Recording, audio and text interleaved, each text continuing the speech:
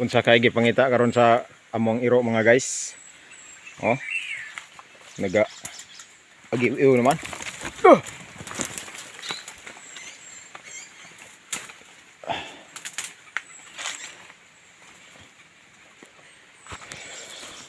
So nanata diri mga guys.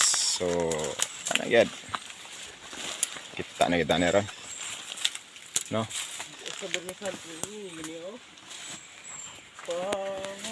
Mao ni siya mga guys oh.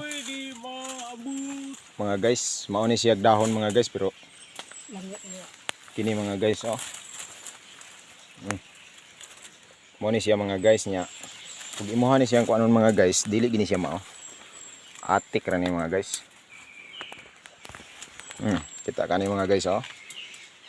Mao ni siyang baguna mga guys ang gitawag og himag man ni sa uban mga guys nya. Wala man sila kaila dai kun sa nang himag gid ang tinuot.